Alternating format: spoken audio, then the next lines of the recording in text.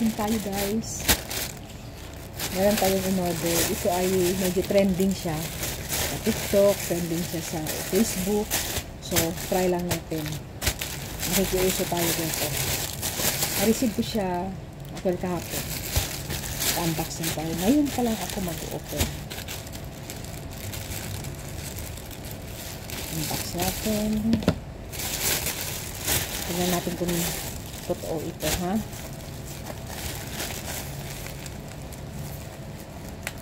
Gawin mga ano nila guys, no? Ano? Medyo sobrang sikip. So, dahil siguro nag-order. Masyadong masikip ang ating packaging. Maliit lang pala ito.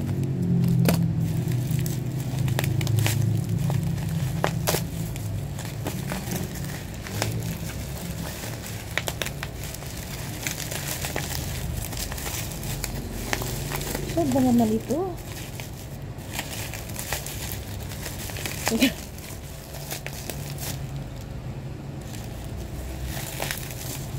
Yun, lumabas na. Alam ko. Ano nito? Ito sunscreen guys. Diba lagi ako nasa labas? Actually, may ginagamit naman ako sunscreen. Nabibili ko lang sa mga mall. So, ito, meron na daw kasamang foundation. Mas cheaper. Kasi sa akin, nasa 300 something pag sa mall ka bumili. Pero ito, nasa 100 plus. Almost 150. Ito. Tapos may pa-free pa siyang conditioner. May pa-free si seller. Thank you seller for this. So ito guys ay ultra white. Ito ay 50 SPF daily protection cream. May cream siya, no? Gel or cream. Protects, repairs, and corrects. Ito nakikita ko, Hikari Skin Essential. Ito guys, nakikita ko to sa mga Facebook na ano ba sila na test product ito. Kaya parang naisipan ko, since paubos na rin yung aking sunscreen, mas mahal yun guys, 385, 395, almost 400. Ganito rin siya, pero pahaba sa mga mall ko na bibili. Siyempre sa sobrang init ng araw, kailangan natin protektahan ang skin natin. Eh yun, pag ginamit ko yun, need ko pa foundation. So ito guys, itry natin. Wala na daw pag foundation. Ito. So testing natin kung totoo, ha. Sunscreen SPF 50 with moisturizer with pink na pink siya guys. Wala mapakagawin pink man ako ito guys. So magtatanggal tayo, ha. So lalagay natin. Ito lang isa ang lalagyan ko. Tingnan ko lang yung blend. Kung gaano kaganda ang blending. Konti lang daw kasi mag-pink ka man. Smooth siya. Ay, ang bango niya.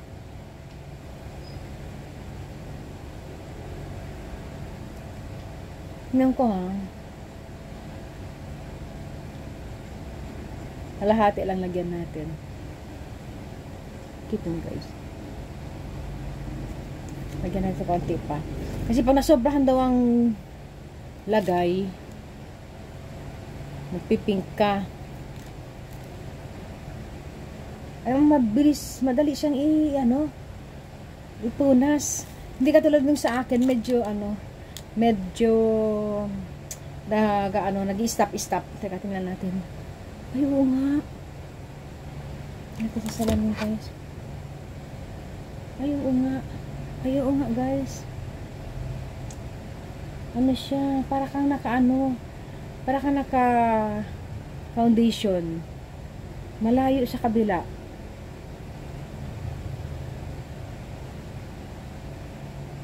Kasi dapat makmak talaga guys yung yung nilalagay kong sunscreen.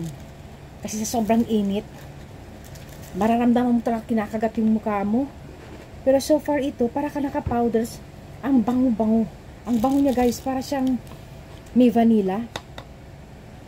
Para sa may vanilla. Nakikita mo talaga. Para sa may vanilla. So, ito hindi ko muna nilagyan. Tignan ko kung hanggang anong oras na maglalas. Ha?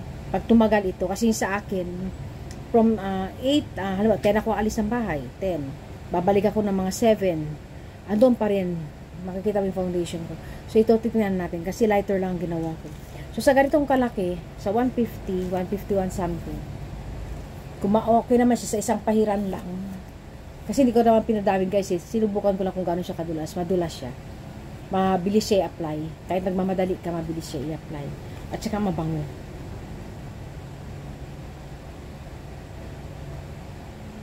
Parang vanilla. Hindi ko ma-explain yung bango, basta mabango. Mabango para siyang candy. Para siyang candy. Eto. Oh, may ultraviolet white sunscreen na ha.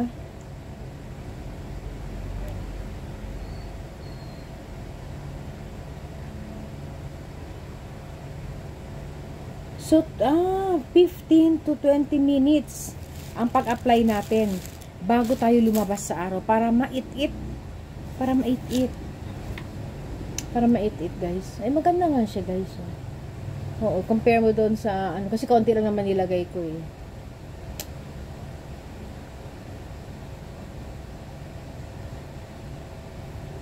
Obserbahan natin. Obserbahan natin yung ano niya, yung ano niya sa mukha. Pero pag ako nga smooth, para ako naka-powder na Johnson. Ganun yung feeling ko. Tapos, mabango. Mabango siya. Siguro ito, kung araw-araw ko gagamitin, hindi ito aabot sa akin ng isang buwan. Baka 2 weeks. Not bad. Kung maganda naman siya, not bad. Sa 150, 300, diba? Parang yun sa akin na 385 for 3 weeks. Parang ganun din. Kaya lang ito pagkakaiba. Meron na siyang foundation. Tapos may pa, pa si seller na conditioner. May mga pa, pa siya, pa free. Maano siya guys, maano sa mukha, parang, dainty. Parang feeling ko pag na yung amoy niya. Kasi sa akin walang amoy. Yung what I mean yung yung ginagamit ko na sunscreen. Wala siyang amoy, pati yung foundation. Natural lang. Ito may siya, may scent pala. O para tayo, baka tayo yun. May scent. Maaamoy. Para siyang vanilla na parang vanilla na basta matamis. Na ice cream. Basta mabango siya guys. Kung maglalagay kayo nito 10 to 20 minutes before going out, maglagay na kayo nito guys. Para ma-moisturize mo na yung skin natin. Pwede din kayo maglagay ng additional kung gusto niyo, parang mas gusto niyo ng makeup. Pwede pa kayo maglagay ng foundation, ng concealer. Pero para sa akin, okay na siya. Oo. Okay na siya guys. At saka mabango siya. Kahit pagpawisan ka, hindi matatanggal yung mo, at saka yung hindi ka mag-aamoy pawis kasi parang meron siyang scent na vanilla with fruits, tapos parang may gatas na hindi mo maintindihan, basta ganun. Oo, ganun guys. Para sa akin, okay siya. Kasi hindi siya hindi dumidikit yung kamay ko. Ibig sabihin ganun siya lapat na lapat sa mukha. So, tayong mga halimbawa lang tayong mga nasa labas lagi, ang mai-advise ko lang, hindi lang mukha natin ang lagyan natin ng sunscreen. Pati may mga lotion tayo na bibili, di ba? Na meron ng SPF 50, na unscented, para maprotektahan ang ating kutis. Kasi guys, na-experience ko na mainit, tapos yung dito mo, iba na ang kulay dito. Oo, hindi nga, para siya nagsa-sunburn. Sunburn siya kasi mahirap na ibalik yung dating kulay natin, lalo na pagpapagod ka sa araw. Kaya ako pangalawa, sobrang init talaga, hapon ako umaalis. Pag hindi ako nakakaalis ng umaga ng alas 8:30 o kaya alas 9, after lunch ko na yun, mga 4 o'clock, yung mababa na yung araw.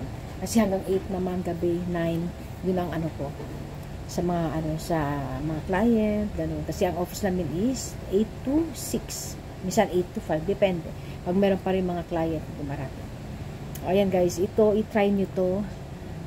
Hindi ko naman siya masasabi na highly recommendable, pero upon using it, naramdaman ko yung smoothness. Hindi katulad dito, medyo medyo 2 beses na yan guys, meron ng ito kabila, meron ng moisturizer, SPF din, tapos may ipapatong pa ako na foundation, para maging presentable tayo sa mga client. Hindi pwede wala kang ganun, pagagalitan ka guys, wala kang lipstick, walang ayos-ayos, hindi pwede, kasi nasa sales kami, kailangan namin maging presentable kahit naka-uniform kami. Yun. So ito guys, ang ultra wide sunscreen na mahahanap ito sa mga online shop, Lazada, Shopee, meron sa TikTok.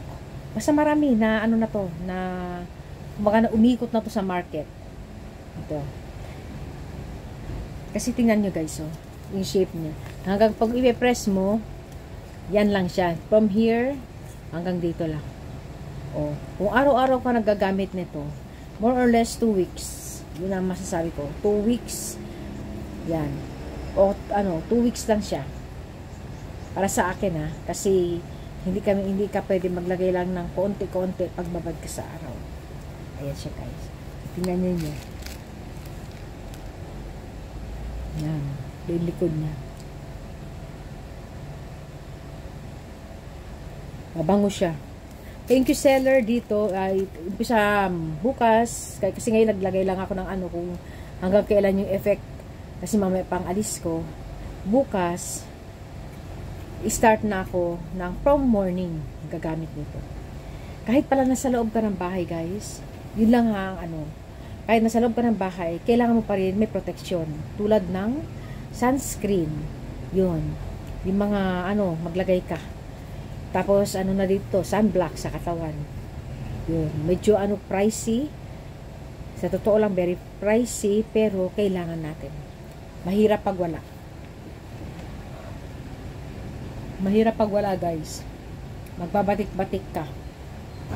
Yung magkakaroon ka ng, yung melasma, pigmentation, yung mga ganun. Diba? So, much better na talaga na meron kang ganito. Kung halimbawa ayaw ninyo guys ang ganito na 2-in-1 na siya.